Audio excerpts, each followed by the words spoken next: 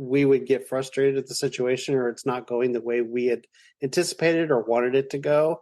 And then that would create tension and arguments between us. Yeah. And we weren't good early on recognizing, wait a minute, you're not the enemy here. This is a situation where I have expectations and I'm frustrated and the kids aren't cooperating, and that's not you. But because of that, we're getting into some arguments and that just makes it worse, honestly. Yeah. It makes it worse for you and your spouse, and it makes it worse for the kids. Welcome to the Blended Family Breakthrough Podcast. We're your hosts, Mike and Kim. We believe in a world where blended families can experience a future full of hope, connection, and peace. That's why we offer tools, strategies, and guidance that move you from a place of confusion and conflict to experiencing a life of confidence and connection. We're so glad you're joining us for authentic and sometimes comical conversations as we cover everything from romance to parenting, and yes, even dealing with that difficult ex. So if you're ready to experience breakthrough in your blended family, you're in the right place. Let's dive in. Hey there, welcome, and thanks for taking the time to join us. Hey, and thanks to those who've started following Blended Family Breakthrough over on Facebook and Instagram. If you're still following Mike and Kim Coaching and you haven't migrated to following Blended Family Breakthrough yet, we want to encourage you to go ahead and do that now. And we put some links in the show notes for you to do that. And while you're at it, why not leave us a rating or a review? We really appreciate all your feedback. That's right. Okay, so today we've got a fun fact to share with you. That's also kind of a bit frightful. Is that right? What's that, honey? On the day this episode airs, November 21st, here in the U.S., we're just 2 days away from celebrating Thanksgiving. And that means that the Christmas holiday is less than 5 weeks from today. Wow. So for those of us navigating the crazy busy dynamics of blended family life, that reality might feel more frightful than fun. For me, it always seems like the holiday season sneaks up on us. Here we are, about to smack right into one of the most challenging situations for any blended family. Special occasions and holiday celebrations. And often we simply aren't prepared for what's to come. That's right. We've likely all experienced stress in the season. The holidays arrive, and along with them, all the chaotic dynamics around schedules and negotiating with exes, all the anticipation and the high expectations of the kids, right? And there's high expectations of ourselves. And often that comes with some relational tension and stress. All of that kind of thing can emerge. We hear story after story from blended couples about their holiday hangups, the disappointments, the pain, the conflict that their family tends to experience during a season that should be fun and joyful. And we've lived through a few of our own holiday hangups over these past 22 years. We certainly have. And we know why holiday hangups happen. And it's not just because the dynamics are challenging. It often happens when couples go into the holiday season just kind of winging it. They don't take the time to anticipate the possible hangups ahead, and they think they'll be able to just handle stuff on the fly as it comes along. That's right. We've certainly done that a lot ourselves. We have. But we've also learned how much better the holidays can be when we're proactive and mindfully preparing for the hangups instead of just trying to wing it. Right. And because we believe that a proactive approach is critical, we've offered quite a few episodes over the past 4 years on how to proactively prepare and navigate the stress, the chaos, the disappointment, and the conflict that blended families typically experience during the holidays. Yeah, because most of the time winging it just doesn't set you up for a successful holiday. And because we want everyone in your family to experience more connection, fun, and joy this season, and we know you want that too, we invite you to start preparing now so that you're ready when the challenges hit. And to make that simple, we shared a few of our previous holiday episodes in the show notes to make it easy for you to access that and get ready. That's right.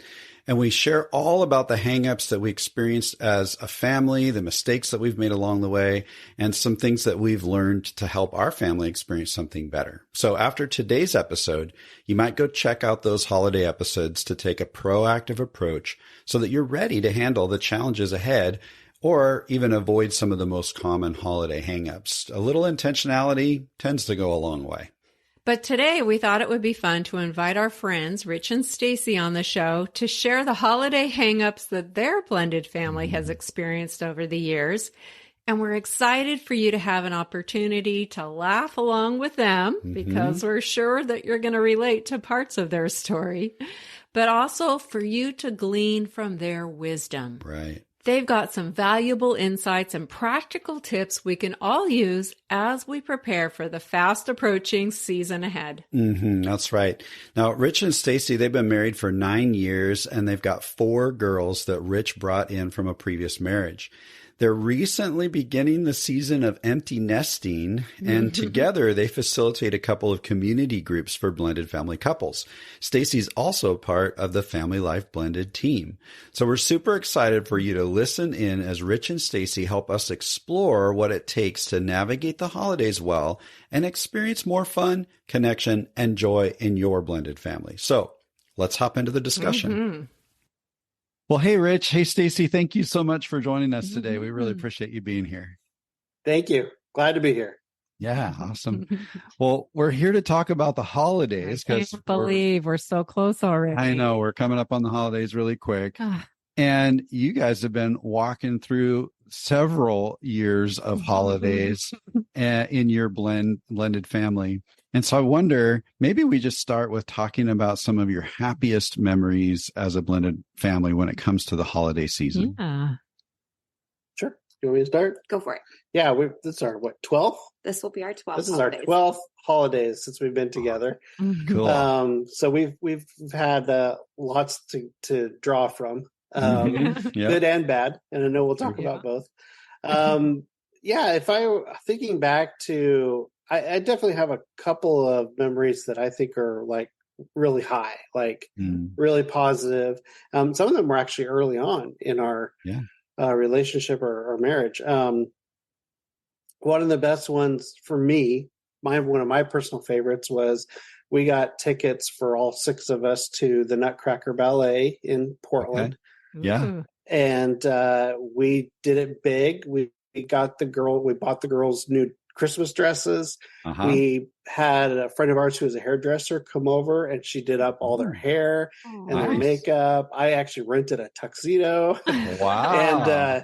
And we got reservations at a really nice restaurant. So we went and did the formal restaurant, and then we all went and experienced the Nutcracker together. It was just, lots of pictures and lots of smiles and excitement, and it went really well. Everybody was in good moods, good spirits, and it was just a really enjoyable time when we still look back on. Created a really cool memory, and it sounds like all 4 girls were engaged. They were. Do you remember how old the girls were at that point? 9, 10, and the twins would have been 12. Okay, 9, 10, and 2 12-year-olds. Wow, how cool is that? Stacy, what was that like for you?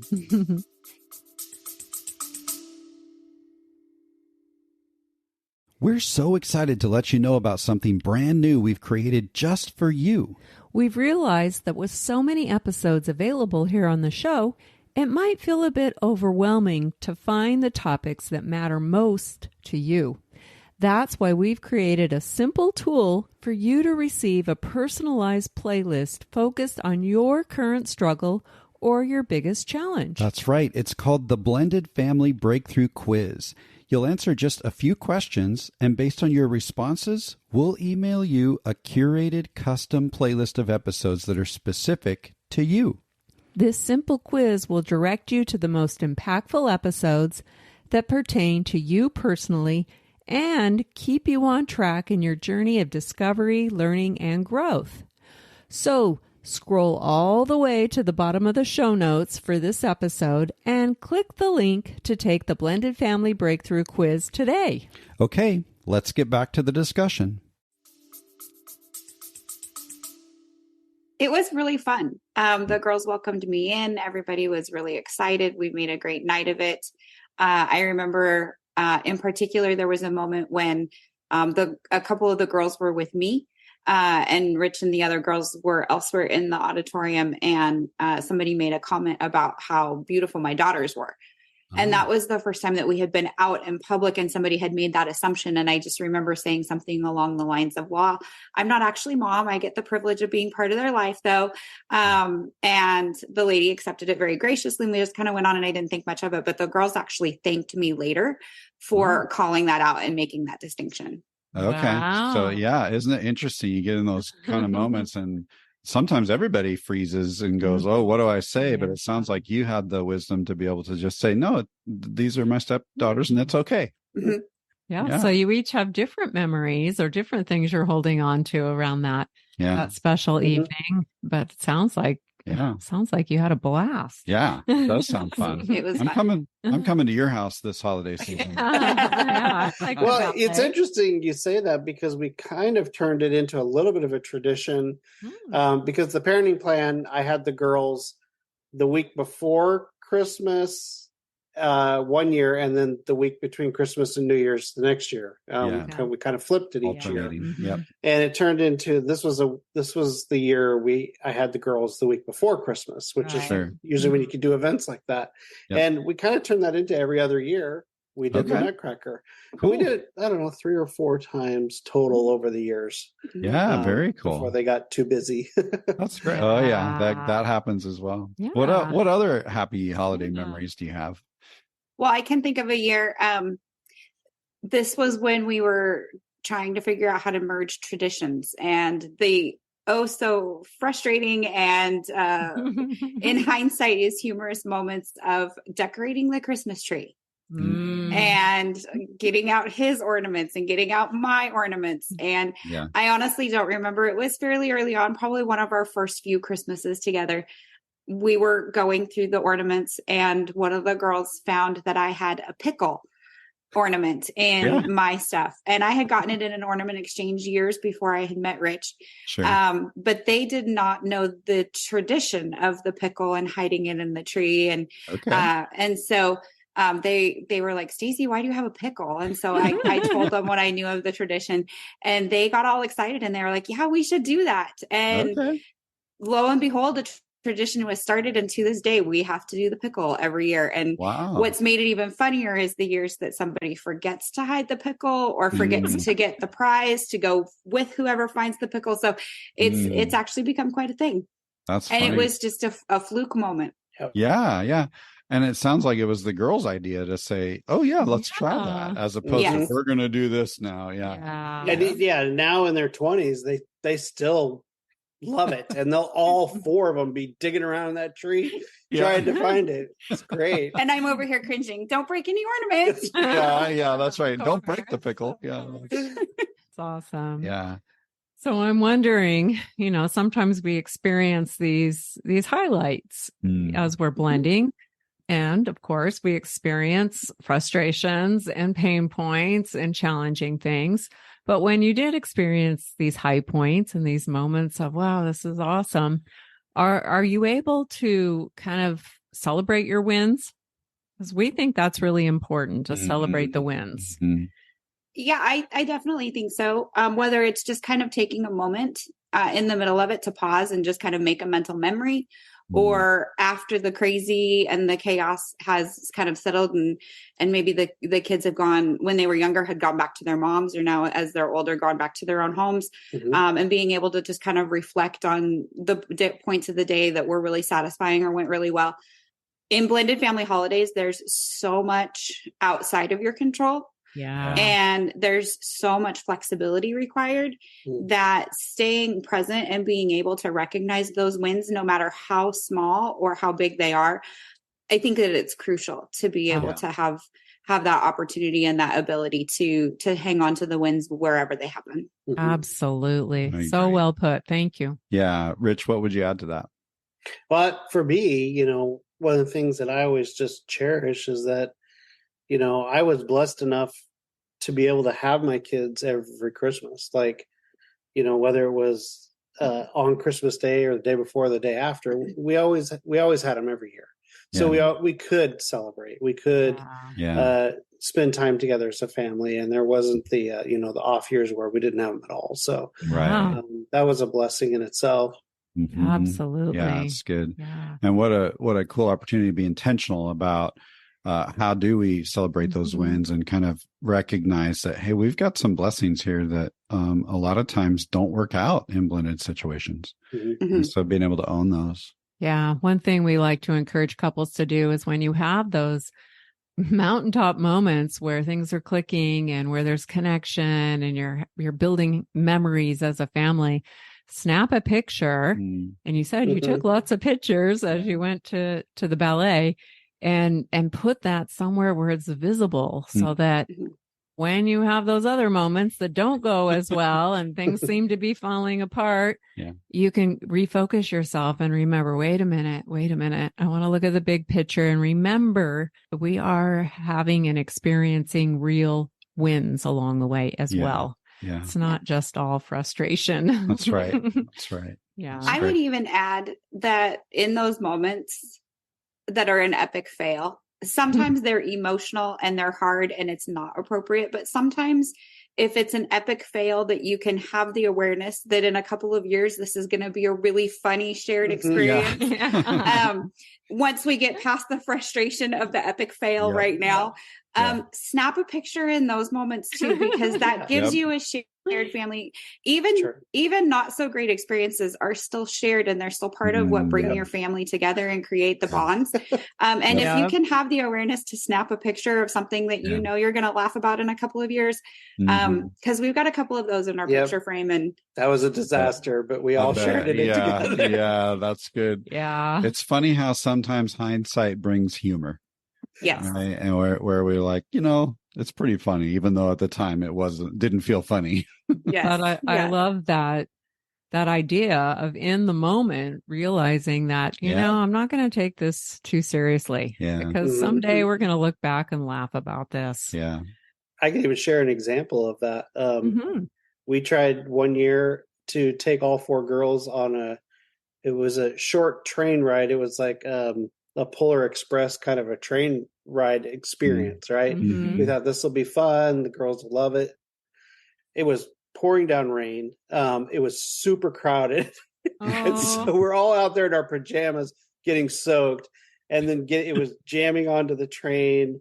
And then the girls were a couple of them were in a really bad mood. And the whole experience was just not fun. Santa came out and one of the girls was like, get away from me, and it was just, at the time it was just like, wow, that was just not fun at all. But we look back on that now and we just kind of laugh about it. Yeah, that is funny. We have a few camping trips like that. Yeah. We've got a few other trips like that as well. Epic fails for sure. Yeah, no, that's good. But you're right. Kind of having the wherewithal to recognize, okay, this isn't the end of the world. Let's keep moving. That's good. What other challenges have you faced navigating the holidays, especially around how, maybe it impacted your blend? Yeah, we definitely had a lot of those challenges early on, especially when it came around to what decorations you use. We would always have 2 Christmas tree, our main one that was kind of the main family tree where all the presents were. And then there was a secondary kind of a smaller tree in another room. And there were debates over which ornaments went on the big tree and which ornaments went on the small tree. So there was that. Oh, the stocking. I'll let you talk about the stockings. Okay. Well, and I would add, before we even got to decorating the tree, there was the debate over what kind of tree to get. Because when you come in with 2 adults and some number of kids that have their established traditions and their preferred kind of trees, the first year that we tried to pick a tree together did rough. Not go well. Yeah. But also our first year that we celebrated Christmas together, we were going to do it at Rich's house, and they wanted me to have a stocking. And Rich had his and the girls had theirs. So the choices were for me to use the stocking that had been the girls' moms, or the stocking that had been the dogs. And so I'm sure you were very eager to choose between one of those choices. I was. But then for the next Christmas, Rich and I found new stockings for the two of us that matched well enough with the girl stockings. But that then created some grief for the girls because Dad's stocking had changed. And so, isn't it interesting what sometimes is seemingly small suddenly becomes a big deal because there's emotions and there's story and all kinds of things memories tied to it. Yes. I wonder, so I think about the Christmas tree shopping and the stocking idea and all of that. And I'm imagining in your unique story, you've got Rich coming in with 4 girls. Stacy didn't have any biological kids coming in. You're outnumbered. Stacey, I was very outnumbered. How do you navigate through that? But I'm curious, like Stacy feeling maybe overwhelmed or outnumbered, and Rich going, well, wait, I do want to establish my wife here, and yet I've got 4 girls tugging on me. How did you go about navigating that dynamic? Initially, it didn't go well, and I'll say that I'll own a lot of that blame because I didn't have a lot of the knowledge around how to successfully do a blended family, especially the biological parent. I hadn't had those trainings yet. I hadn't learned some of those tools. And so I really I think, precipitated some of well, you can join our family and our traditions. We have what we do as a family, me and the kids, and you can be a part of it. And lucky you, without really being open or aware of, oh, wait, you have your own traditions that maybe we and I should be pulling my kids into. Hey, listen, there's different ways of doing this, and we're going to change how we do some things. And, really lifting up Stacy in front of the kids is something that it took me a while to learn. Sure. Yeah, I would imagine. Stacy, what was all of that like for you? For me, there was a grieving process that I had to recognize and I had to go through. I was a childless stepmom coming into 4 kids' lives that were already more than halfway through their childhood. They had their traditions. They had their ways that they like to celebrate the holidays. And I had to grieve. I had to recognize my feelings and grieve and let go of any ideas I might have had about being able to influence or insert what had been my history, what had been my traditions, for the most part. And I had to kind of change my perspective from one of expectation of sharing to really lowering those expectations and counting it as a win. When I did get invited to share a tradition or to share something from my childhood. Or when they noticed your pickle ornament and wanted to go for it. Exactly. And it was the moments that naturally happened or that the girls initiated that went so much better. Kind of like what we were saying earlier, the things that we tried to orchestrate, the things that I tried to insert, those went over like a lead balloon. But the ones that just kind of happened organically or that the girls initiated, those are where I had to be aware and lean into those moments. Wow. Such great insight. It sounds like the two of you have done quite the dance. And I would imagine not just around the holidays, but around a whole myriad of different types of things of, okay, where do we lean into what the girls want? And where do we actually hold some boundaries and say, no, actually, we're going to do this. We're going to jump on this pickle idea, but we're also going to hold boundaries and we're getting some new stockings. There's this constant dance, I would imagine, for probably years. We're still dancing. Because at least for our parenting plan, it was different every other year. And now the girls are old enough that they're able to make their own decisions on where they spend the holidays. And that was another thing that we both had to kind of grieve and acknowledge, that we weren't going to have the quote unquote same holiday 2 years in a row. And learning to be flexible and learning how to dance every year. And it's new steps and it's new figuring out, okay, what's going to work this year. But the flexibility and being willing to roll with it rather than having really firm expectations has been crucial. Yeah, that's kind of been both a negative and a positive as the kids got older. You know, and kids, you know, kind of their own decisions about things. Right. One of the negatives for me emotionally was realizing that because Thanksgiving Day was such an important day for their mom, they all said, you know, we're going to do Thanksgiving at Mom's, and we're going to do that every year because you have Stacy and you have her family, and Mom doesn't have anybody. Mom didn't have extended family. And so I kind of grieved when I realized, you know what, I'm outside of the parenting plan. I'm not going to have the girls here on Thanksgiving Day probably anymore. Yeah. But when the girls do come here for the holidays or for Christmas Day or whatever, it's because they've chosen to, you know, and it's not a me versus their mom, you know, it's understanding that they've got me, they got their mom. Some of them have boyfriends and their families now. And, you know, when they choose to come to your house, it feels like a win. Yeah, I bet. Yeah, that's absolutely. Great. Yeah. So when we talk about, you know, I've talked a bit about expectations. When we talk about kind of those hopes and the expectations we have around how the holidays are going to play out and how it's going to go, we're wondering if you guys have discovered any practical ways to hold on to your joy, even when those hopes and expectations get crushed, when it goes sideways.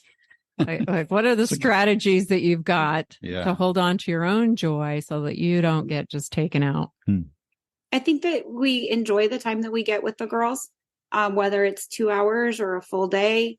We choose to just be present in whatever amount of time that we have. But we also don't have that be what our holiday is completely circled around.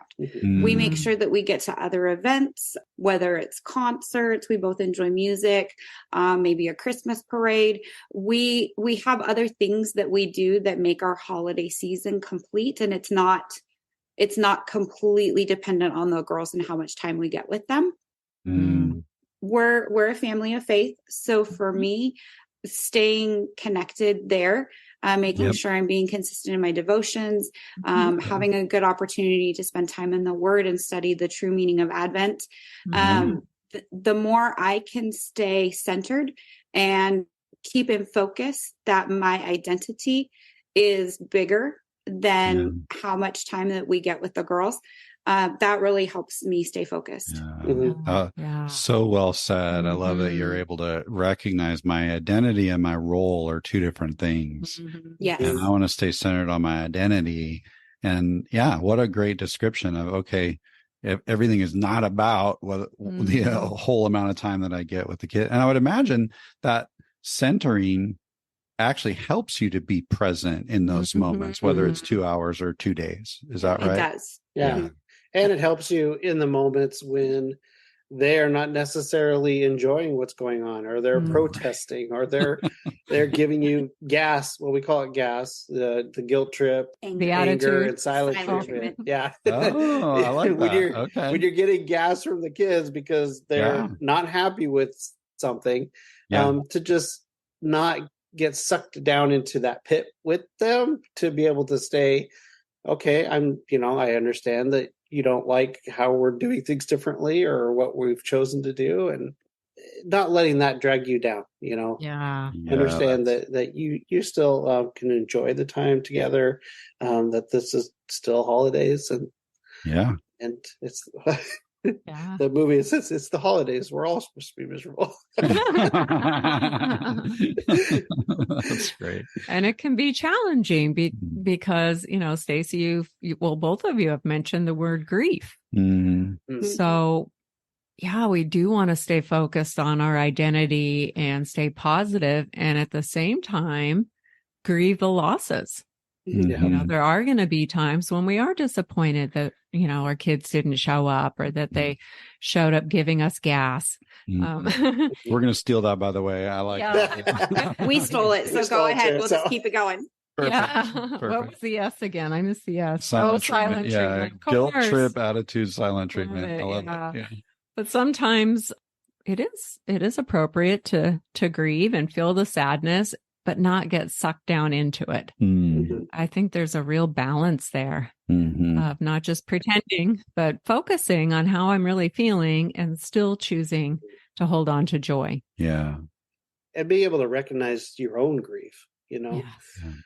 I think, and this is really was important for us in our marriage, because I think that I still contain grief from the divorce per se, but just having been single dad for 3 years when we started dating, I think I still held on to grief for the kids, and so I would make up for that in unhealthy ways, like buying them lots of presents, or trying to compete with their mom for buying who buys the most presents.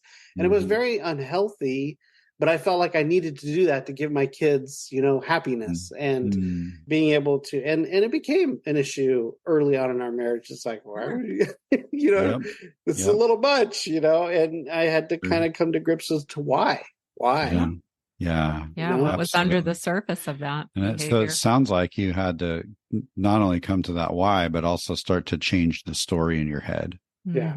Yeah. And then once you start to change that story, then your ability to respond in a different manner without crushing the holiday season for the girls probably became more possible. Do I have that right? Absolutely. I think what you just described there, Rich, every divorced parent deals with to some degree. So thank you for sharing that. Yeah. Those are some tough emotions to deal with and to confront and to actually recognize I've slipped into some unhealthy ways of dealing with this grief and guilt. And how can I move towards healthier ways and work through that? So that's really important. Absolutely. So that kind of is a great segue into a next question that we have is if you could back up those 12 years and do it differently, something different around the holidays, what might you do if you could do it over again? I wouldn't be so adamant about which tree gets which ornaments. It doesn't matter. Just put the ornaments on the tree and let the kids have fun. Isn't it amazing as adults how stuck on things we get in the moment? And then years later, we're like, what was the big deal? Why was I so stuck on that? Yeah. I don't even touch the tree now. I just let the kids do it. Before I would micromanage. No, that can't go there. No, wait a minute. That's too many in a row. You can't put, I used to be so obsessed with how they put the ornaments on the tree. Gosh, for the last probably 8 to 10 years, I'm just like, go at it. I don't care. Yeah. But I will add that the next day when everybody's off to work and school, she'll rearrange the tree. Well, guilty. That's funny. What else might you do differently around the holidays? I think for me, I always call myself the eternal optimist, but I think sometimes I would have lowered my expectations a bit about what it means to be a family. And what it means to have a good Christmas, because I very much held on to that, we're all going to be together. We're all going to be happy. We're all going to be having fun, and then when it didn't, I would get really disappointed because I had unrealistic expectations for a blended family, especially early on. So I had to learn to kind of lower that and say, take the wins, take the positive, but understand it's not going to be like that all the time. Yeah, that's really good. I had a mentor who said to me lots of times that all disappointment comes from unmet expectations. Yeah. So we got to start with dealing with what our expectations are. And when they're unrealistic, we're just setting ourselves up for trouble. Absolutely. Yeah. Perfection is definitely overrated. We gotta take that down. Things don't have to be perfect to be good. Yeah. No, they don't. Yeah, absolutely. What do you think might have been the most, we'll say, unique or out of the box, kind of out of the ordinary thing that you've done around the holidays as a blended family that helped you build more connection around some of the new traditions you were trying to create or new just connections? Familyness. Yeah, familyness. I don't know that this was really all that unique, but last year we had an interesting situation. The girls are all older now and kind of set their own schedule for how they're going to visit people on the holidays. And we got the last hours of December 25th. And so they had already been with their mom or boyfriends And so they had been working their way through the series of people that they needed to see. And by the time that they got to our house, they were a little bit later than we had expected. And we had to kind of adjust on the fly how we were going to get everything done in a fairly short period of time. And so, and they had already had their big meals and stuff. So I had made some sugar cookies in advance and they were able to decorate sugar cookies. We got some hot chocolate bombs. So we did some of the, just kind of the smaller activities. And we spent some time exchanging gifts and stuff, but there wasn't like a big meal sat down around the table. We had to get really creative with how we were going to fill those hours a little bit differently than what we normally would. Yeah. So kind of sounds like that almost just emerged on the fly. We had to adjust on the fly and say, okay, these are the things we're not going to do. And here's the things we are going to do. And all those principles you just talked about, I can see all that kind of culminating of, okay, we're not going to sweat the small stuff and we're actually going to be present, even though we aren't getting as many hours as we would really have liked to. Right. And it sounds like it went well. I think if you ask the girls, it went well. Yeah. Okay. All right. They were definitely very tired and emotionally drained by the time they got here because it had been a long day with a lot of different family dynamics. Yeah. Both good and bad. So. But you didn't get any gas? No, not really. All right. Not that case. That's a win. That was a night for me, especially because I do have a tendency to be a perfectionist. I have a tendency to sweat the small stuff. Inside, I was sweating all the small stuff, but I didn't. We both try to be really intentional about not putting the weight of whatever we're trying to process on the girls. Yeah. We don't want them to bear the weight of our stuff. And so outside it was smiles and no worries. We'll just switch gears and we're going to do this instead. And it was flexibility and it was lighthearted. Inside, I was having to process a lot very quickly or set it aside to process later. Yeah. So is it okay to ask for the two of you as a couple, what was December 26th like? Another big family function. That was part of why we got the end of the 25th, because there was another family function that we were all going to on the 26th. I see. And so it was easier for them to just kind of combine all of that. Yeah.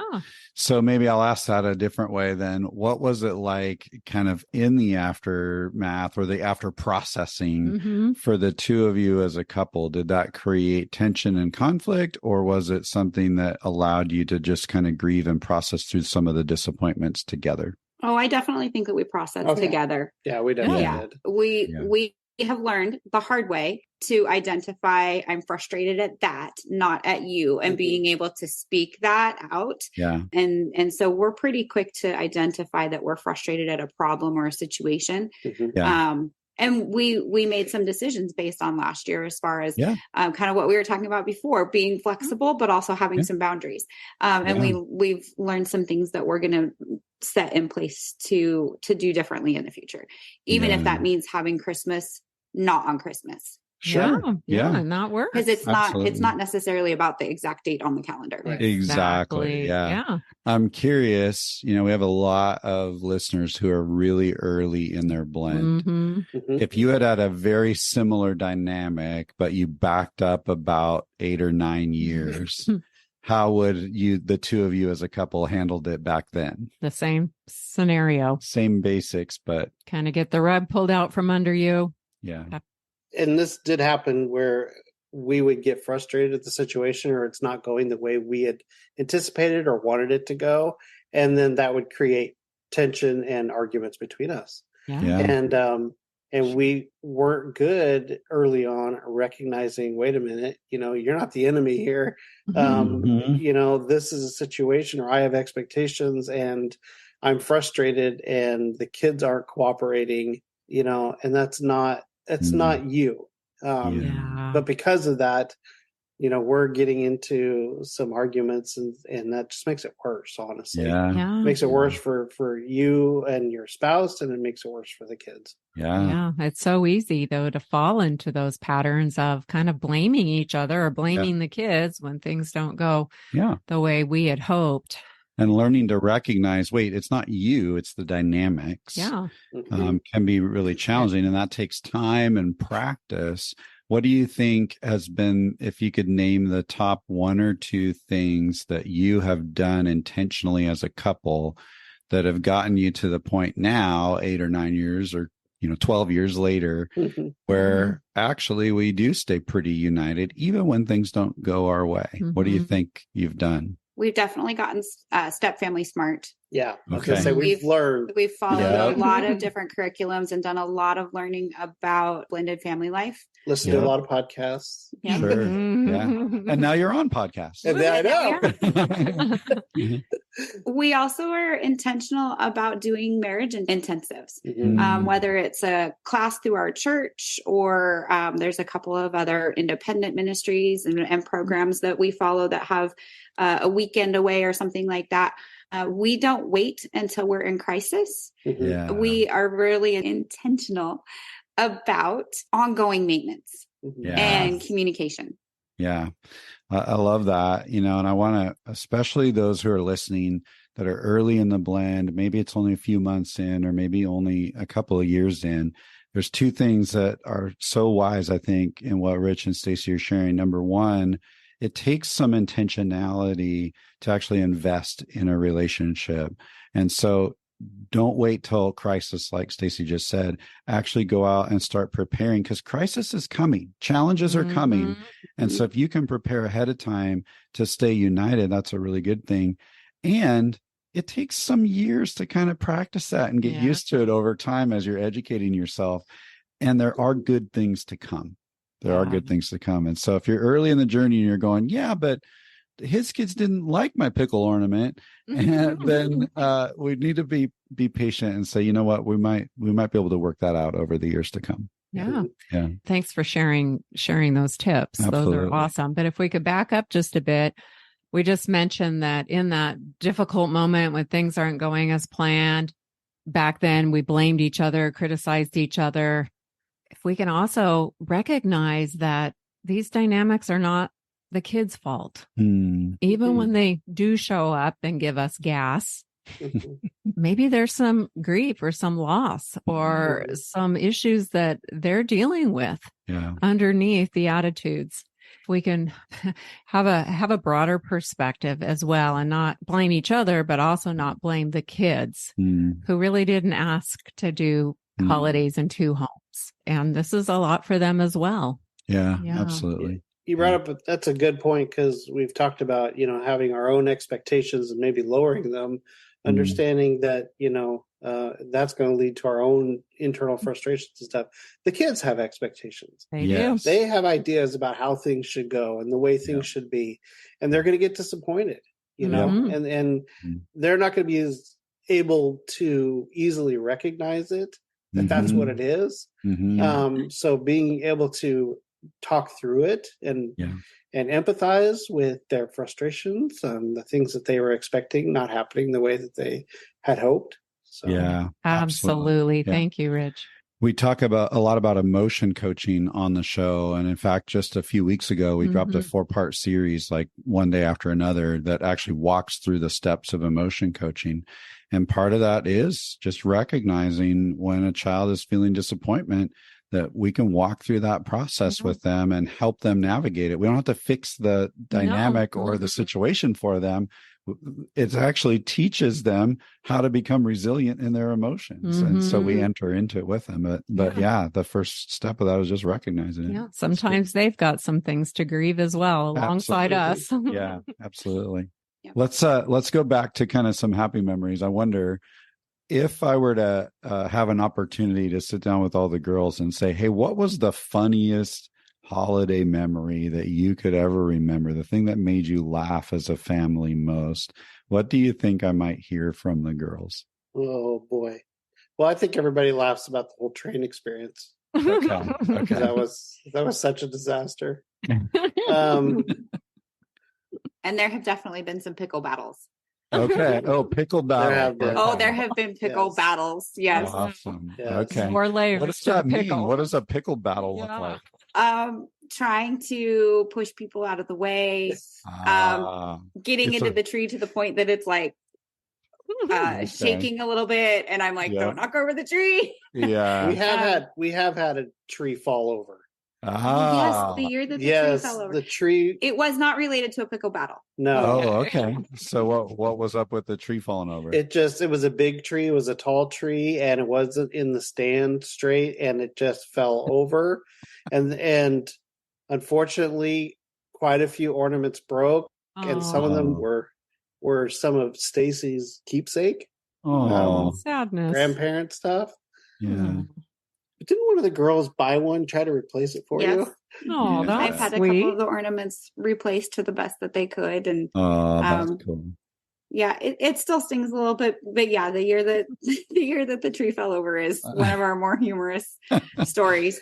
Rich also loves to decorate for Christmas. Yep. Okay. He's got some Clark Griswold in him. A little bit. Okay. And so the girls also love being able to be here and help him decorate for Christmas. And there's usually a new addition each year, some sort of a decoration. And so being able to kind of talk about what that is and being able to see what Dad's doing for the Christmas decorating this year is kind of a fun topic around the house. Yeah, they probably look forward to that. Absolutely. I bet. They do. Well, you have recently entered into empty nest years. I know the youngest one is off to school, and it's just the two of you at home now. I wonder, on the front end of this, what might you be looking forward to in the empty nest years as it relates to the holidays? Being able to just cherish a quiet house with just the two of you. And that's an important part of the holiday too. As much as I love my girls, because they are my biologically, I've actually gotten to a point, and I have to admit this, that I love having them. Number one, because they choose to be here now. Yeah. So when they come, it's not because they've been forced to be here. They want to be here. And so our time together is much better because of that. But then once the day or the event or that is completed, they leave. And we get a nice quiet house. Yeah. We can just enjoy that it was a good day and relax. And I have fully admitted now that even though I'm both an extrovert and they're my biological kids, I do a sigh of relief when they're all gone and it's quiet. Yeah. Well, we always say that step family couples don't get a honeymoon. You hit the ground running because the kids are right there. Yeah. Yes. And now you're kind of enjoying a little bit of a honeymoon stage. It sounds like. Yeah. We are, and we're getting to figure out what some of those activities. Going back to what we were saying earlier, as far as not being dependent on time with the kids to define our holiday, getting to decide what some of those activities are that we might want to enjoy just the two of us, and how we want to celebrate our holidays throughout the season. That's awesome. That's great. We love that. Yeah, for sure. As recent empty nesters ourselves, we love that.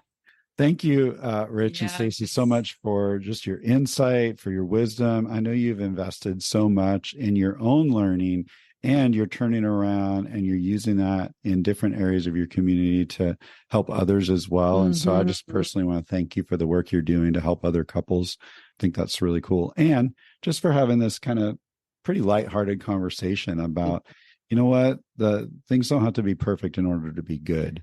And if we can remember that as we navigate the upcoming holiday season, things might actually end up going a lot better. We might experience more joy. Yeah. Thank you so much. This was a delightful conversation. I really enjoyed it. Thank you guys. Absolutely. It was so much fun. Thank you for having us. Yeah. As we close up, if you were only allowed to give one piece of advice to a couple who's maybe they're heading into kind of early, maybe first or second year of the holidays, and they're kind of biting their nails like, I don't know what's going to happen. You only could give one piece of advice. What would that one thing be? Keep perspective. The one day or the 1 week is not going to define the next 10 years that you have with your kids and your spouse. Yeah, well said. Keep perspective. How about you, Stacy? What would that one thing be? I think that what's right for the kids is not always going to be exactly equal as far as time on the calendar. If you have a person that is very adamant about getting to spend the holiday on the holiday, and they've got some very specific expectations, and you choose to be flexible, and that might mean that you spend fewer hours with your kids, or maybe you celebrate on a different day. There's times that it's going to feel unfair and unbalanced. And in those moments, you're going to want to fight for something probably. In the long run, having the hindsight, our girls now thank us for not putting the pressure on them and for not making the holidays any more stressful. And they recognize the sacrifices that we made through being flexible. It sometimes means you get at the short end of the stick, but doing what's right for the kids, it invests in your relationship with them long term. That's great. Great advice. Absolutely. As you were saying that, I kind of just pictured the words wise flexibility. Have wise flexibility as you're walking through this. Yeah, because we want the kids to move between allies, not enemies. Exactly. So if we don't have to ignite a battle, don't go there. So exactly. If you're biting your nails about the holidays, keep perspective and have wise flexibility. And then I'll just toss in there, don't sweat the small stuff. Yeah. And Kim knows how hard it is for me to say don't sweat the small stuff. Because I'm really good at sweating the small stuff, just like you, Stacy. And I'll say perfection is overrated. It really is. Awesome. Well, we hope that everybody listening has a wonderful holiday season. And Rich and Stacy, I just want to say thank you again for joining us here on the show. Yes, thank you. Thanks for having us. Happy holidays. You too. All right, we're going to make this episode a wrap. Until next time.